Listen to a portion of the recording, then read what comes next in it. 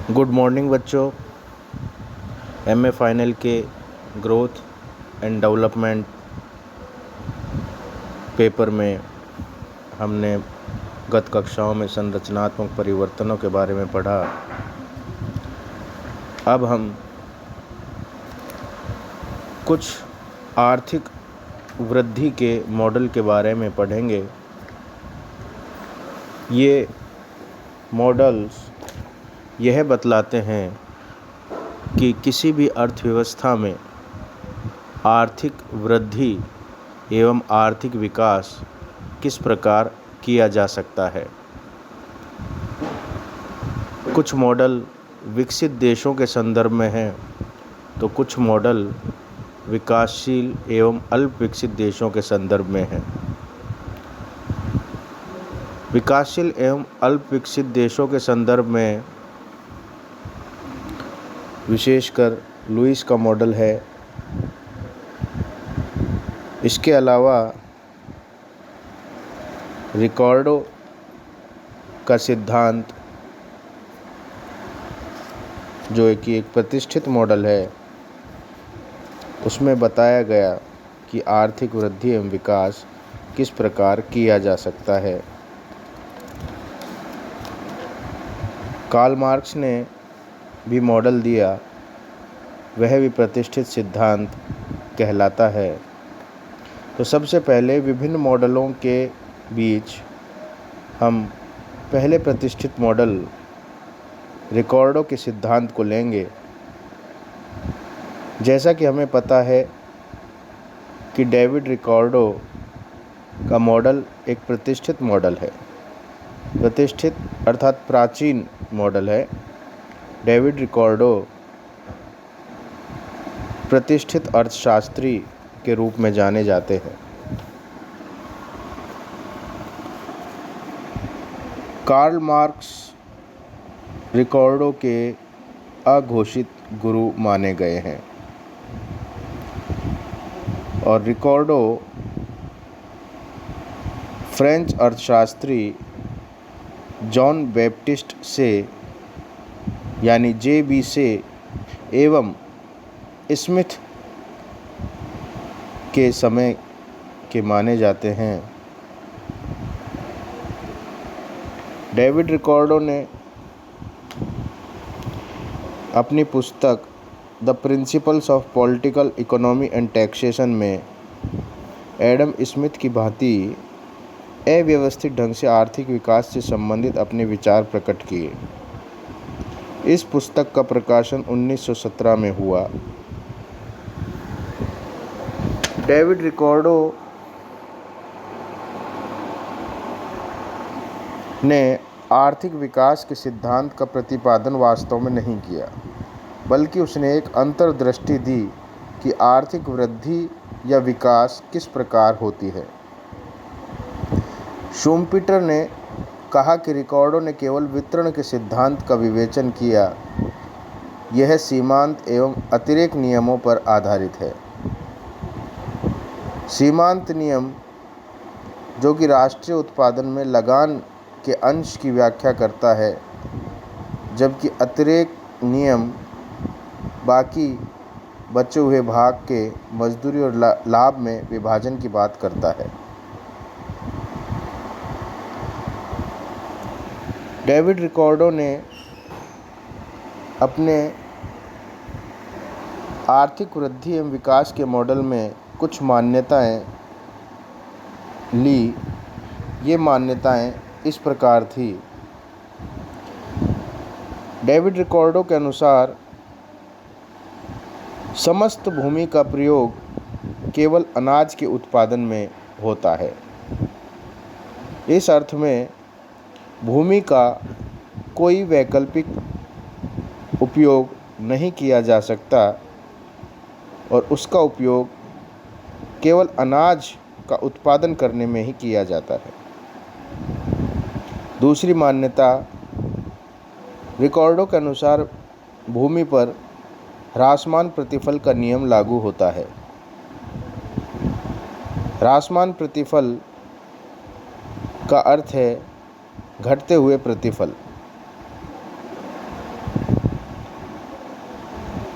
इसके अंतर्गत भूमि पर अतिरिक्त श्रम लगाए जाने पर अंततः प्रतिफल घटते हुए प्राप्त होते हैं। तीसरी मान्यता के अनुसार रिकॉर्डों ने भूमि की पूर्ति को स्थिर माना है, उसमें कोई परिवर्तन नहीं माना गया है। चौथी मान्यता कि रिकॉर्डों अनाज की मांग को पूर्ण बेरोजगार मानता है। पांचवी मान्यता मानी कि पूंजी व श्रम परिवर्तनशील साधन है, अर्थात ये पूंजी एवं श्रम आगत हैं, ये परिवर्तनशील साधन भी हैं, इनकी मात्रा में परिवर्तन, कमी या वृद्धि की जा सकती है। समस्त पूंजी को रिकॉर्डों ने समरूप माना है। समरूप का अर्थ है कि पूंजी की प्रत्येक इकाई समान है, उसकी उत्पादकता समान है, पूंजी की प्रत्येक इकाई में कोई भिन्नता नहीं पाई जाती है, समान रूप से कार्यकुशल है। रिकॉर्डों ने पूंजी के अंतर्गत केवल चल पूंजी ही शामिल की है। अन्य मान्यता में रिकॉर्डों ने माना कि सभी श्रमिकों को जीवन निर्वाह मजदूरी दी जाती है। यह एक न्यूनतम मजदूरी होती है जो कि जीवन जीने के लिए अनिवार्य है। एक अन्य मान्यता में रिकॉर्डों ने माना कि अर्थव्यवस्था में श्रम की पूर्ति कीमत, अर्थात श्रम की पूर्ति कीमत स्थिर तथा दी हुई है।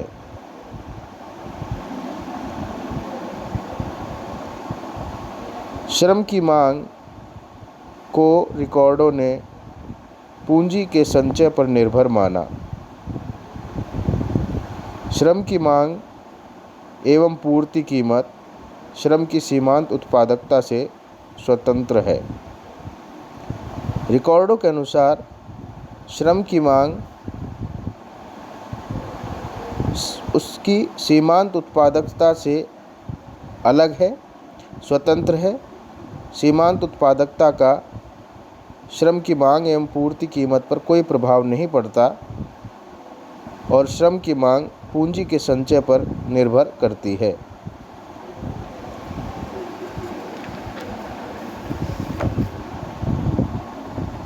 एक मान्यता में रिकॉर्डों ने अर्थव्यवस्था में पूर्ण प्रतियोगिता की स्थिति को माना है। यह एक स्वचालित अर्थव्यवस्था है जहाँ पर मांग एवं पूर्ति स्वतंत्र इकाई के रूप में कार्य करती है। रिकॉर्डों के अनुसार पूंजी संचय लाभ से उत्पन्न होता है। रिकॉर्डों ने तकनीकी ज्ञान को दिया हुआ माना है, अर्थात तकनीकी ज्ञान स्थिर है, उसमें कोई परिवर्तन नहीं होता है, तकनीकी विकास नहीं होता है। उपरोक्त मान्यताओं के आधार पर रिकॉर्डों ने अर्थव्यवस्था के आर्थिक वृद्धि के मॉडल की व्याख्या की। रिकॉर्डों ने अर्थव्यवस्था में 3 वर्गों की मान्यताएं ली। उसके अनुसार समस्त अर्थव्यवस्था एक बहुत बड़ी फर्म है जो पूर्ति में स्थिर है और उस पर श्रम व पूंजी की समरूप इकाइयाँ लगाकर केवल अनाज का उत्पादन ही किया जा सकता है। बच्चों, समरूप इकाइयों का मतलब है कि श्रम कि प्रत्येक इकाई परस्पर भिन्न नहीं है बल्कि समान कार्यकुशल है, इसी प्रकार पूंजी की प्रत्येक इकाई परस्पर भिन्न नहीं है बल्कि समान कार्यशील है, उनमें कोई अंतर नहीं पाया जाता है।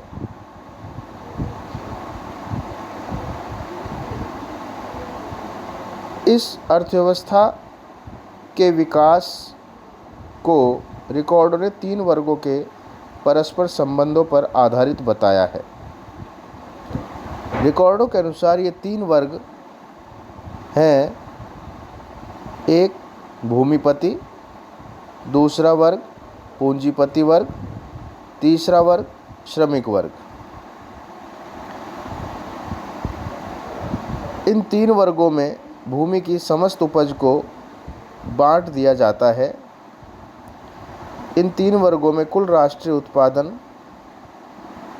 क्रमशः लगान, लाभ, मजदूरी के रूप में बांटा जाता है। दूसरे शब्दों में भूमिपति को लगान प्राप्त होता है, पूंजीपति को लाभ प्राप्त होता है और श्रमिक को मजदूरी प्राप्त हो जाती है। अब प्रश्न यह है कि लगान, लाभ और मजदूरी का बंटवारा किस प्रकार होता है।